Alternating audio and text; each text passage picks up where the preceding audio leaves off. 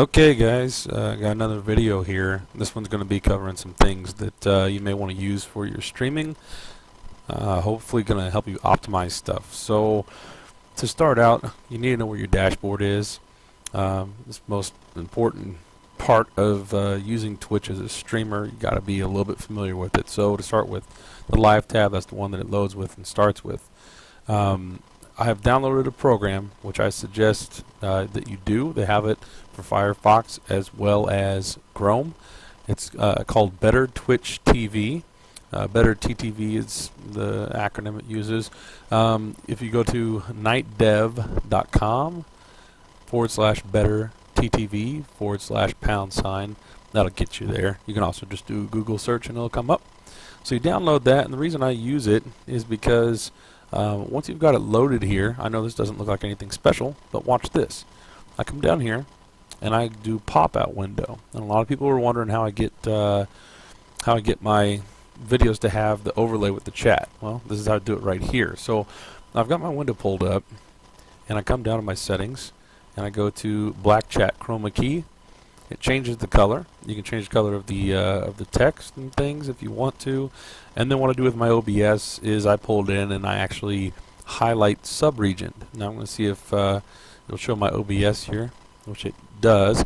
I know it's really confusing to see with all the crap here on that, so ignore it. Just focus here on this part.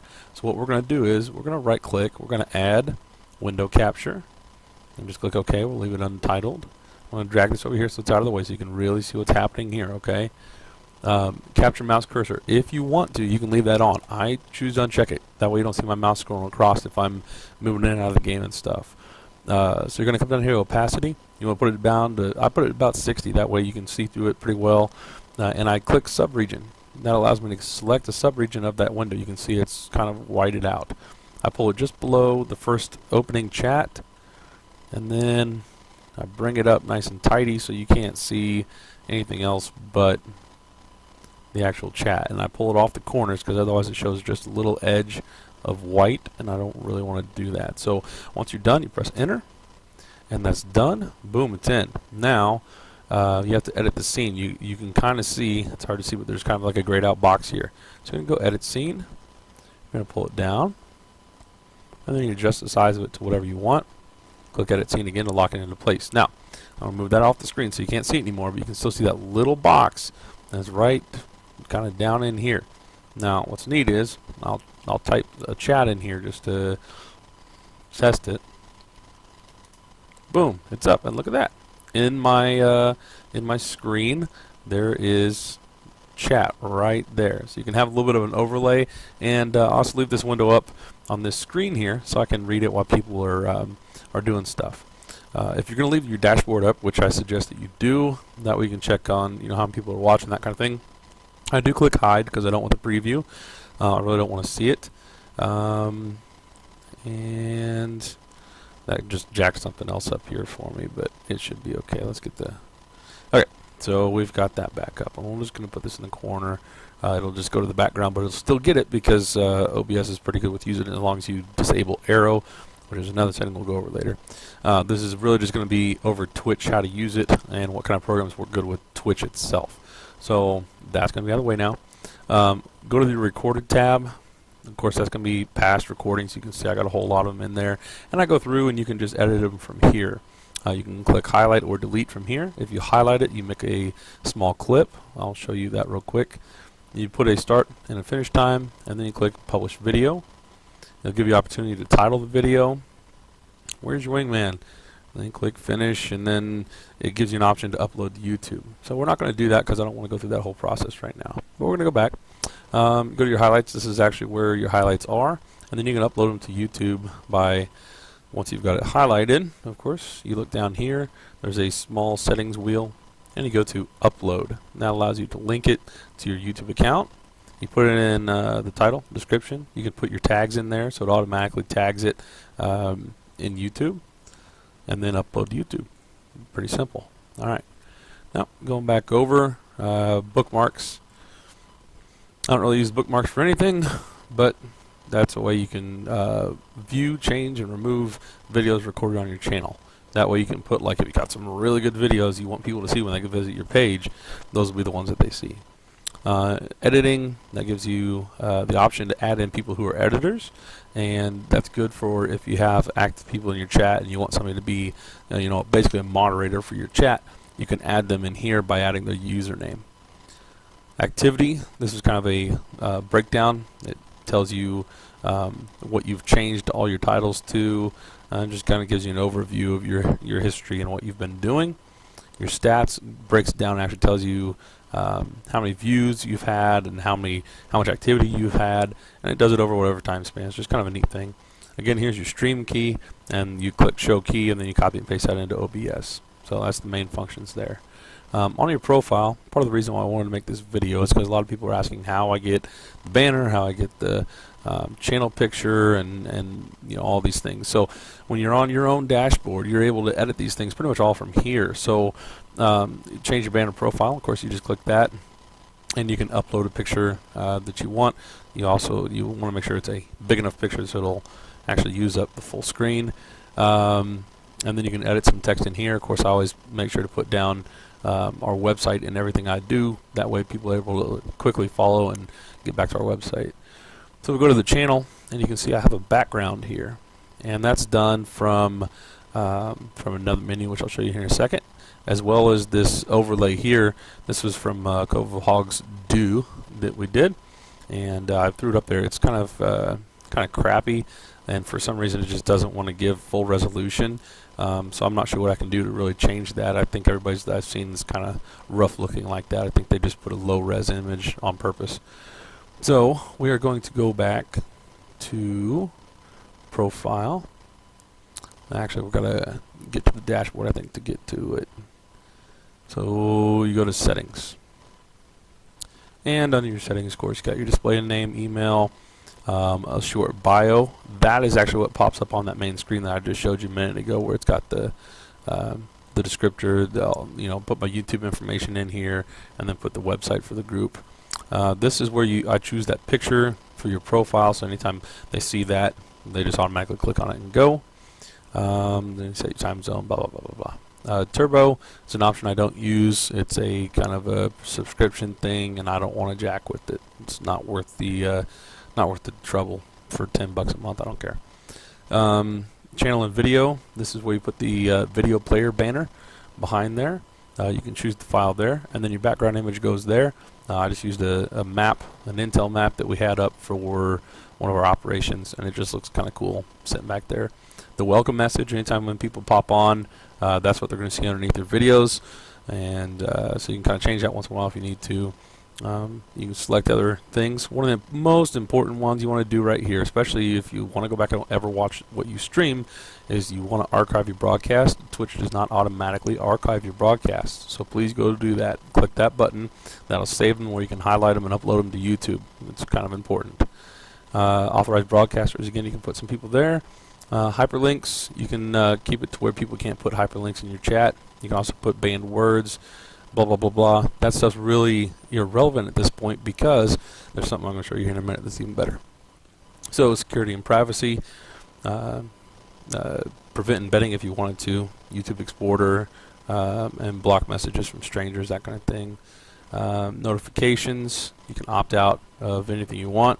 Then you can see all the people that I follow. So you got pages of them. Connections. Right here, you can connect with your Steam account, Facebook, YouTube, all these things. So I connected my YouTube. It's the only one that is connected. I don't share with my Facebook. I may go ahead and put it on Steam. We'll see. I don't have a whole lot of friends on Steam right now, so I'm not too worried about it. Also, here are apps that have privileges to my account, and Nightbot is the one we're going to be talking about here in a minute. Very, very cool app. So subscriptions. There's nothing in subscriptions right now because I don't have that enabled. That's not part of my channel yet. I'm not a partner with them, and that's fine. That's a way to monetize and get things. So right now we're going to go check out Nightbot.tv just to show you the website real quick. You want to sign in and register with an account. This is going to be one of the neatest tools you can use for streaming online. So You actually log in with your stream information. So your Twitch information is the same thing that goes in here, and they verify and whatnot. But basically, this works hand in hand with your stream. They show you history on how many times people have chatted, how many commands they give, warnings, timeouts, and we'll kind of go over that for just a minute here. So this is your dashboard. You want to click join, and what that does is it's saying that bot is already there. It's already in your chat, and it's willing to talk to you and work with you. You have some spam protection. You have timers, custom commands. You have regulars, so people that watch all the time. Kind of tells you about them. Which I'm pretty sure this might be Matt. Yep, Deadly AP1. He's one of my regulars. I added him, so he has a little bit more, things he can do in the chat. Giveaways. That's another option in the future. You can do giveaways, and it's kind of interesting. So it randomizes and gives you names of people. So go into spam protection. There's honestly, you just have to go through these and just look at all the options. It's just a whole bunch of stuff you can do to prevent people from doing stupid stuff in your chat and keep people from hawking it. Custom commands, so you can tell it, hey man, I don't want somebody to be able to do this, that, or the other. And so if you type in a command, you can actually have it do stuff for you. Nightbot commands, it just tells you, how you get it to do certain things. There's a few things I'll just show you that are really easy to do, that make it really interesting for people that are watching. Timers, you can set it to, play ads and things like that. There's irregulars, you can add people by name. Subscribers, if I had any, then there would be some subscribers there. Now here's where it's interesting. The song request auto DJ. Now, when you go to the auto DJ page, it pulls up this video feed, and this video feed is directly, it's going to be looking for YouTube files. And so what you do is once you've enabled bot, you have it join your chat session. So I'm pulling my chat session up again here so you can see it. Now, if I type in apostrophe songs and I hit enter, what's going to happen is Nightbot jumps in my conversation and says, hey, here's how you request this song. So I'm going to pull up a YouTube song over here real quick. Let's see. Let's just type in music real quick, and we will have it pull up something. No, not Katy Perry. Okay, here we go. Really stupid song, but it works. So what we're going to do, the viewer only has to get this portion right here. They, actually, I believe, now see, I got to look at it again, because just like a viewer, I don't pay attention.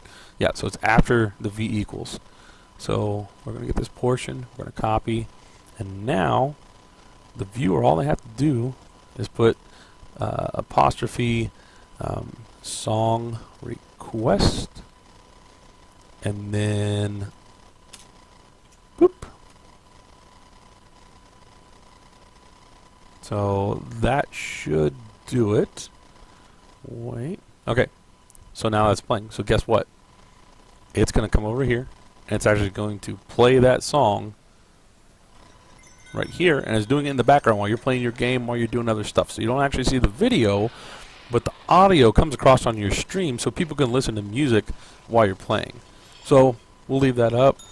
Giveaway support, bug reporter, there's some other things in here that are kind of interesting. So that's kind of the basics of Nightbot, and you can hear it's still playing in the background, and gives you, it lets you know what's happening in the chat window. You can still kind of see it down here. If somebody adds songs, you can add up to 5 at a time, and then you can also put a playlist yourself. If you just want to put a playlist of your favorite music, you can skip songs, you can turn the volume up, turn the volume down, all kinds of things that are really neat to do. So we're just going to go back to the dashboard real quick and just see if there's anything else that we need to cover. I'm pretty sure we got it all. But so your channel, when you're all said and done, should be setting up, looking pretty good. Right now there's nothing on there, so it's just going to be offline. But those are the really interesting things about Twitch you can use.